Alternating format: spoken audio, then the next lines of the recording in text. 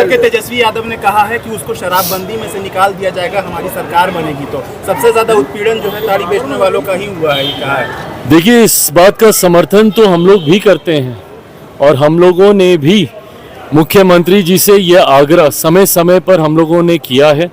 बिहार सरकार का लोक जनशक्ति पार्टी रामविलास हिस्सा नहीं है, जैसे केंद्र सरकार में हम लोग हिस्सा हैं, जहां पे एज अ मंत्री मैं कैबिनेट की कार्यशैली में मैं सम्मिलित हूं।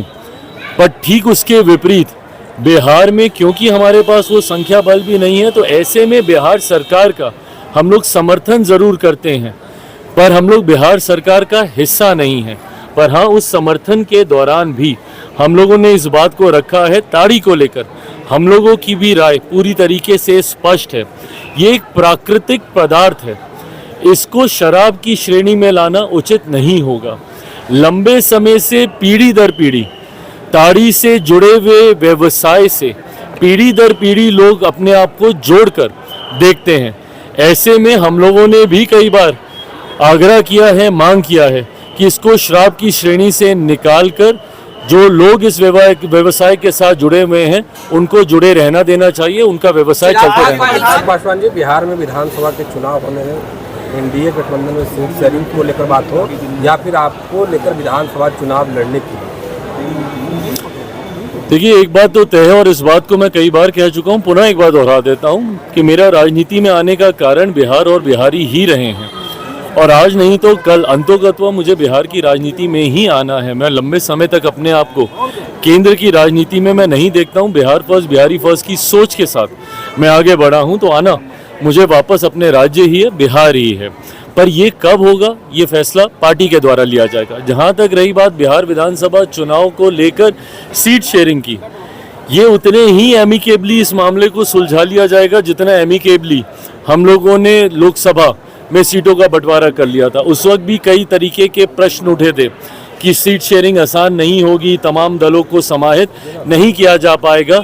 ऐसे में एनडीए बहुत जल्द सीट शेयरिंग करके सीटों का चयन भी कर लेगा। पर हाँ, जो लोग हम लोगों पे उंगली उठाते हैं, महागठबंधन में ही वर्चस्व की लड़ाई अभी चल रही है कांग्रेस और राजद के बीच। मैं ये मानता हूँ विधानसभा चुनाव आते आते तक कांग्रेस और राजद की राहें अलग हो जाएंगी, एक टूटा हुआ महागठबंधन देखने को मिलेगा। 2025 में क्या विधानसभा के चुनाव लड़िएगा?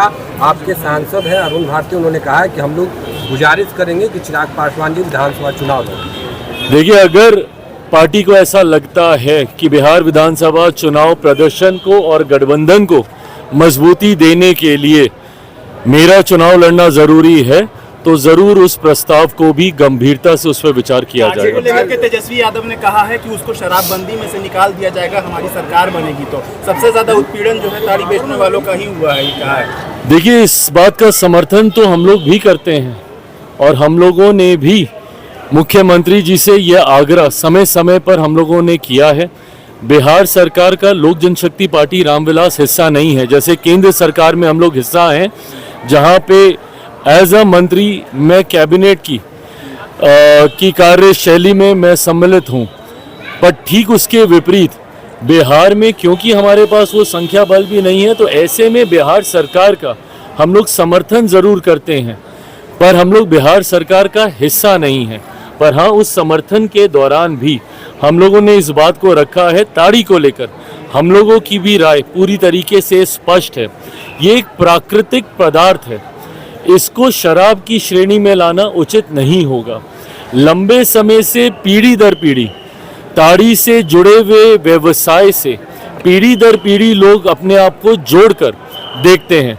ऐसे में हम लोगों ने भी कई बार आग्रह किया है, मांग किया है कि इसको शराब की श्रेणी से निकालकर जो लोग इस व्यवसाय के साथ जुड़े हुए हैं उनको जुड़े रहना देना चाहिए, उनका व्यवसाय चलते रहना चाहिए। चिराग पासवान जी, जीतन राम मांझी गृह मंत्री अमित शाह से मुलाकात किए हैं, लोकसभा चुनाव के बाद नाराज चल रहे थे, कह रहे थे जो बात हुई थी उस पर एनडीए के लोग खड़े नहीं उतरे। क्या विधानसभा में उनको उचित? देखिए, गठबंधन के हर दल को के पास ये स्वतंत्रता है कि जाके अपने सुझाव, अपनी शिकायतों को उचित मंच पर रखे। यहाँ पे भारतीय जनता पार्टी एनडीए गठबंधन में सबसे बड़ी पार्टी है, सबसे बड़ा प्रमुख दल है, तो ऐसे में अलग अलग समय पर घटक जाके अपनी बातों को वहाँ पे रखने का काम करते हैं। मुझे नहीं पता कि लोकसभा के वक्त क्या वादे किए गए थे, नहीं किए गए थे, उनको पूरा किया गया, नहीं पूरा किया गया। बट अगर कहीं पर भी कोई ऐसी बात है तो मैं ये विश्वास रखता हूं कि भारतीय जनता पार्टी अपने सहयोगियों को पूरा सम्मान देने के लिए जानी जाती है, उनकी मांगों को, उनके सुझावों को सुनने के लिए वो जानी जाती है। तो अगर कोई भी ऐसी बात होगी तो मांझी जी की आज मुलाकात हुई है माननीय गृह मंत्री से, तो उन्होंने अपनी बातों को रखा होगा और उन्हें संतोषजनक जवाब मिला होगा। आतंकी हमले में सुरक्षा में चूक मानते हैं आप या आप नहीं? देखिए, ये पूरी तरीके से जांच का विषय है कि कहाँ पे क्या चूक हुई है। क्या कोई इंटेलिजेंस फेलियर है या कहीं पे कोई ऐसी जानकारी जो आपके पास थी उसके बावजूद उसको साझा नहीं किया गया है। जो भी है ये जांच का विषय है। पर जांच के साथ साथ आज की तारीख में जो देशवासी जिस चीज़ का इंतज़ार कर रहे हैं कि एक कड़ी कार्रवाई हो, हर एक खून की गिरी हुई बूंद का बदला लिया जाए पाकिस्तान आतंकी और उनके आकाओं से, उस दिशा में सरकार जल्द हमारे प्रधानमंत्री नरेंद्र मोदी जी के नेतृत्व में कदम उठाएगी, ये मैं ज़रूर विश्वास दिलाता हूं।